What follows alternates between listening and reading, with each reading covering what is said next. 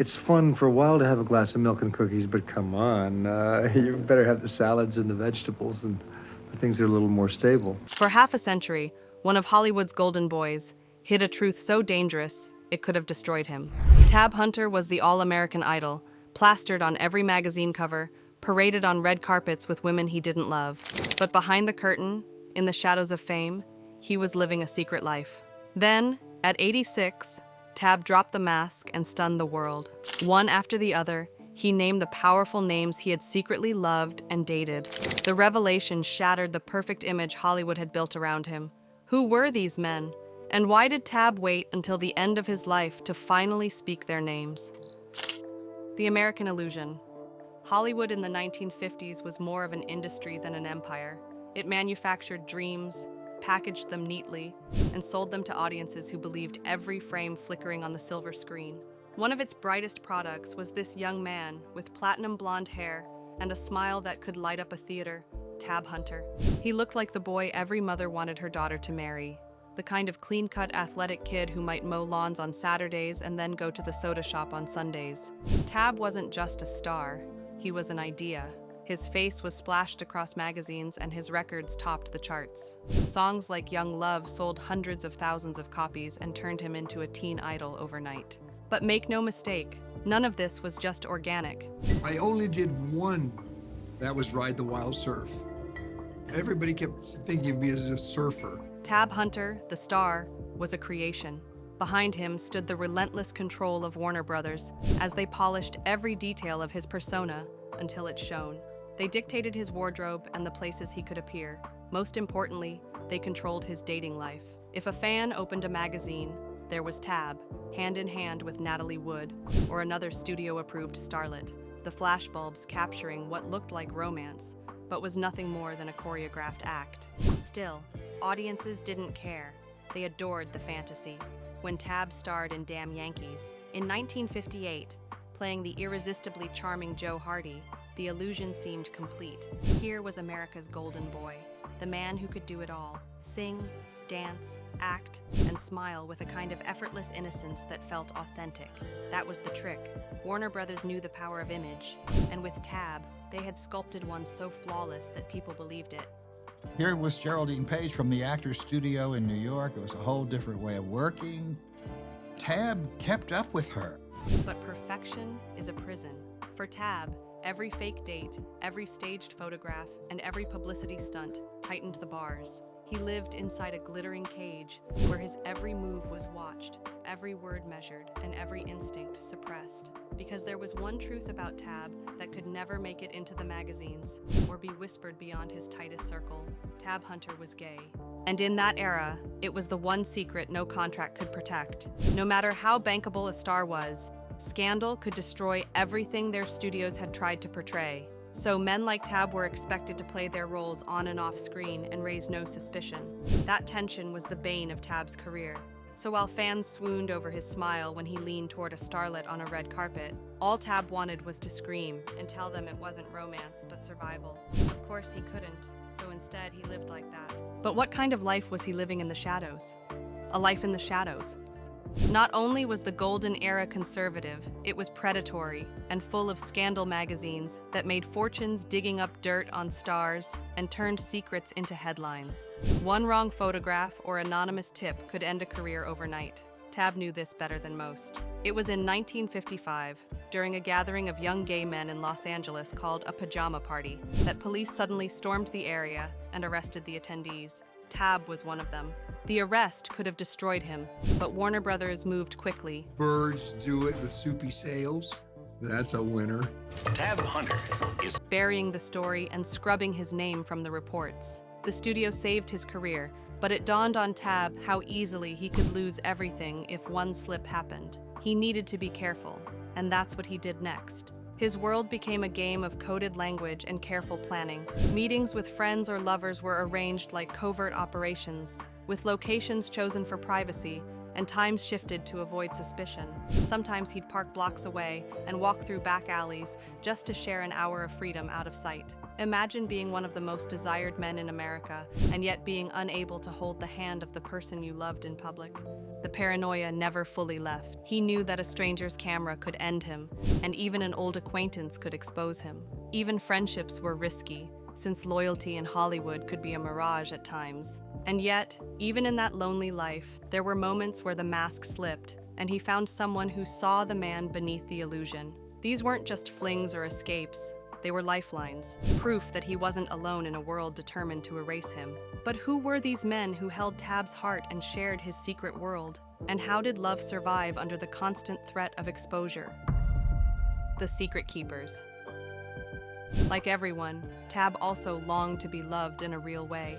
He wished for the kind of life where he could come home to someone he really loved. Finding such was very hard, but soon Tab found it in men who understood what it meant to live a double life. The most enduring of these was Anthony Perkins. Anthony was a tall and intense young man, still navigating his way through the industry when he met Tab.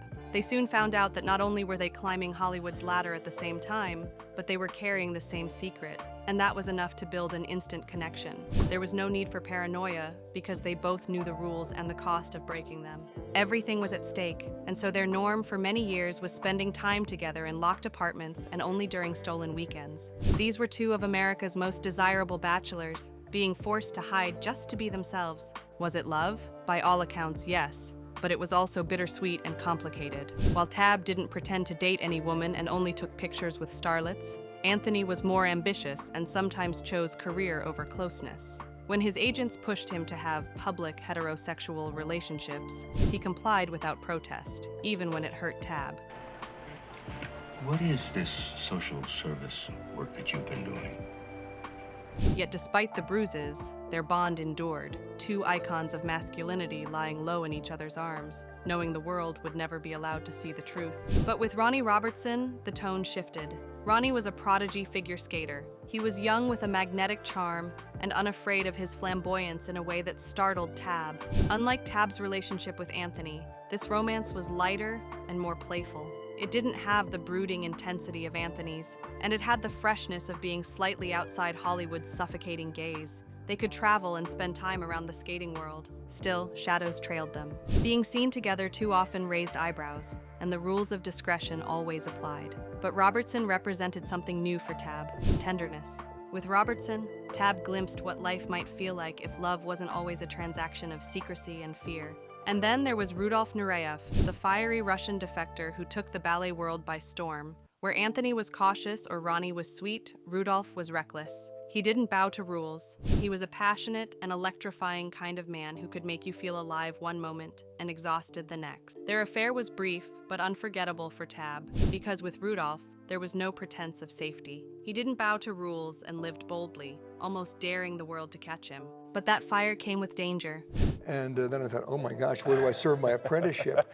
So I did a screen test with Linda Darnell. For a man like Tab, who had spent his career being warned that one wrong step would destroy him, Nureyev was both thrilling and terrifying. Their time together, mostly in Europe, was a reminder of what freedom could feel like, and also how unattainable it was for someone tied to Hollywood's image machine. How long can a man live in two worlds before breaking? Well, for Tab, the breaking point wasn't another lover, another risk, or another close call. The turning point came when he realized Hollywood itself was the problem. The cage he once thought was his golden ticket was, in fact, his prison. But when the chance came to walk away, would Tab take it? The turning point. By the early 1960s, something was shifting. The studio system that had built him was crumbling, and with it, the stranglehold on his every move began to loosen. For the first time, Tab had a choice. The cracks started with his career. After the success of Damn Yankees and his string of pop hits, Tab's star began to dim. The teen idol market was fickle, and the rise of rock and roll swallowed the kind of clean-cut ballads that had once made him a sensation. Sensing diminishing returns, Warner Brothers allowed his contract to lapse. For another star, this might have felt like the end. For Tab, it was something else entirely. It was a release. Out of the norm, off the beaten track, something that wasn't being done in Hollywood today. Without the studio dictating everything, he could finally breathe. but that freedom came with a cost. The big budget offers dried up, and he found himself in B movies and low-budget thrillers. To outsiders, it looked like a decline. To Tab, it was a lifeline, because in these smaller projects, no executives were hovering over his personal life. He leaned into theater, traveling the country in touring productions, honing his craft without the glare of gossip magazines. On stage, he could disappear into a character without worrying that audiences were measuring his smile against the one they'd seen in movie magazines. Acting for the first time became about the work, not the image. And then came the horses. Tab had always loved them. After all, animals didn't care about press clippings or box office numbers. Away from Hollywood, he built a life around his stables, training, riding, and caring for his horses with the devotion he once gave to keeping up a false image. He was reclaiming parts of himself that Hollywood had taken.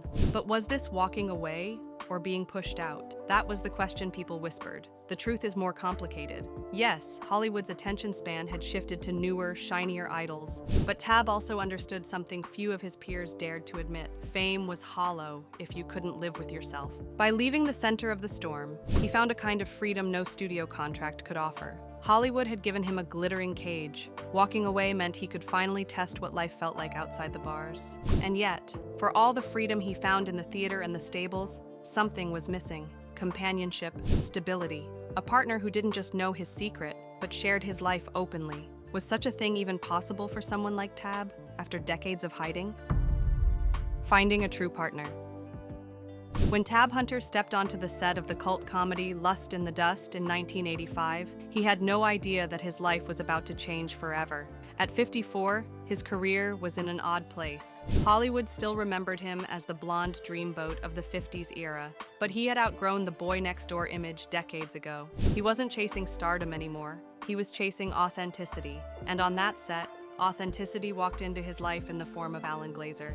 Alan was a young and ambitious studio executive with a talent for producing and a love of film that rivaled Tab's own. More importantly, Alan saw Tab not as a faded matinee idol or a relic of the golden age, but as a man with more to give, both professionally and personally.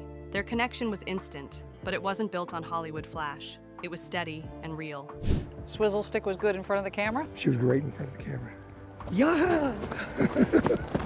For the first time, Tab allowed himself to fully let someone in.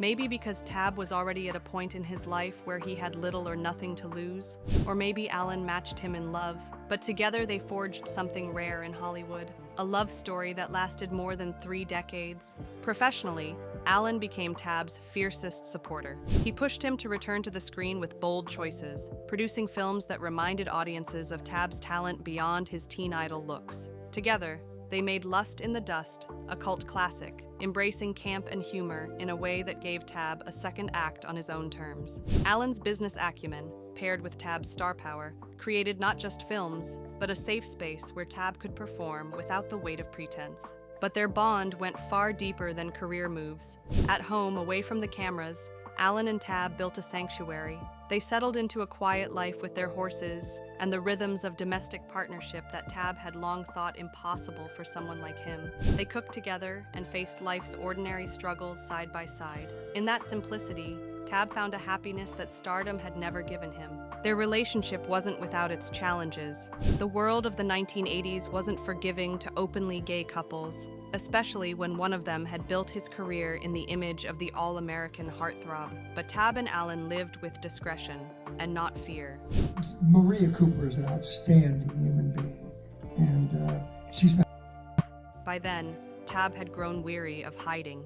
If questions came, they neither confirmed nor denied. However, in interviews later in life, Tab would call Alan the great love of his life. His voice would soften and his eyes light up. After decades of being lonely, he finally had someone who didn't just accept him, but also celebrated him. When Tab wrote his memoir, Tab Hunter Confidential, which contained all the information about the men he had once loved and how he struggled in Hollywood, it was Alan who encouraged him to tell the truth at last. And when the documentary of the same name premiered in 2015, Alan was there, producing the story that finally gave Tab control over his own narrative. For over 35 years, their lives intertwined seamlessly. Friends described them as inseparable. They finished each other's sentences and protected each other fiercely. In Alan, Tab found not just a partner, but the family he had longed for since childhood, someone to come home to. When Tab passed away in 2018, just 3 days shy of his 87th birthday, Alan was by his side. The grief was deep, but so was their love. For all of Hollywood's glitz and all of Tab's films, it was this private and deeply human partnership that defined the man he truly was. But how did Tab reconcile the decades he spent hiding with the later years when he dared to live more truthfully? And what did he want the world to understand about secret love and survival when he finally broke his silence, breaking the silence? By the early 2000s, Tab was no longer interested in keeping up appearances. He was ready to tell the story in his own words, so in 2005, his memoir hit shelves. Hollywood gasped. For the first time, Tab admitted openly that he was gay. He detailed the affairs, the heartbreaks, the career manipulation, and the crushing fear that hung over him at the height of his fame. Yet what made the book powerful wasn't just the confessions. It was the honesty and tenderness with which he wrote. Tab didn't write to settle scores. He simply wanted people to understand what it cost to survive in a system that demanded perfection while punishing authenticity. He described how, as a teenager, being discovered was both thrilling and terrifying, and how studio bosses staged photo ops to prove his heterosexuality, how a police raid on a gay party early in his Hollywood days left him shaken, certain that if his name ever made the papers, he would be finished. The memoir pulled back the curtain on the deep loneliness of being a closeted star. Tab admitted that while millions adored him, he often felt isolated, unable to share his true self with anyone outside his closest circles. He confessed the pain of sacrificing genuine relationships for the sake of an image, and the constant dread of betrayal from those who knew the truth. But it wasn't all bleak. He also wrote about moments of rebellion, of choosing love even when it had to remain hidden. The years with Anthony Perkins, the fun and wild energy of Ronnie Robertson, and the intoxicating affair with Rudolf Nureyev all painted a portrait of a man who refused to stop searching for connection. And of course, the memoir celebrated Alan Glaser, the love of his life, who gave him the courage to stop hiding. The book became a bestseller, surprising even Tab himself. Fans who had once idolized his boy-next-door image now embraced his honesty. Younger generations discovered him as a man who had lived through and triumphed over an era of suffocating secrecy. His story resonated far beyond the world of celebrity gossip. It became part of a larger conversation about Hollywood's complicity in silencing LGBTQ voices and the cost of that silence on real human lives. And Tab didn't stop with the book. In 2015, the documentary Tab Hunter Confidential, produced by Alan Glaser and directed by Jeffrey Schwartz. With Tab himself narrating, audiences saw archival footage, interviews, and a moving portrait of the man behind the myth. What struck viewers most was how gentle Tab remained, even as he revealed painful truths. He never lashed out, never pointed fingers. He spoke with empathy, even for the system that had silenced him. In his words, there was no bitterness, only relief. Relief that after all the fear and all the pretending, he could finally stand as himself. But telling the truth came with another question. What happens when you finally unmasked yourself in front of the world? What kind of life does a man live once he no longer has to hide? The icon reclaimed. Tab's story matters because it reveals the depth of secrecy in the 1950s. He was packaged as the perfect all-American boy, while men like Rock Hudson were marketed as rugged leading men. Both lived double lives, terrified of exposure. Still, the difference is striking. Rock Hudson's sexuality only became widely acknowledged after his death, forced into the open by the AIDS crisis of the 1980s. Tab, by contrast, lived long enough to reclaim his own narrative, on his own terms. He was not outed by scandal, but by choice, and that distinction makes him unique. Anthony Perkins, Tab's great love, never had that luxury. Best known as Norman Bates in Psycho, Anthony struggled under the same pressures. He married late in life, fathered children, and kept his private life tightly guarded until his death from AIDS in 1992. Where Anthony's story reflects the cost of silence, Tab's shows what survival looked like when silence finally broke. And then there were others, names whispered but rarely confirmed. Actors like Richard Chamberlain, who only came out at age 69, long after his career peak, or Roddy McDowall, who never addressed his sexuality publicly, despite it being an open secret in Hollywood circles. Compared to them, Tab occupied a rare space, someone who bridged both worlds. He was of their era, forced to conceal, but he lived long enough to enter ours, where truth could be spoken without total ruin. Importantly, Tab never positioned himself as an activist. He didn't give speeches or make bold political statements.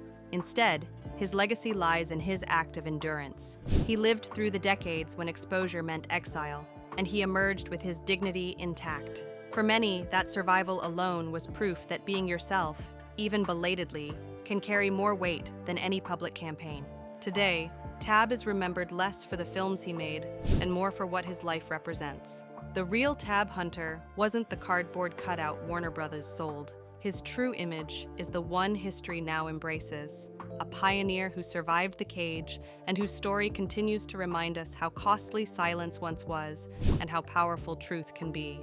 What do you think of Tab's bravery to come out of the closet in those times? Do you think Hollywood has changed in terms of accepting the actors' sexualities? Share your thoughts with us in the comments section. Remember to like, share, and subscribe for more. Also, click the next video showing on your screen. You will enjoy it.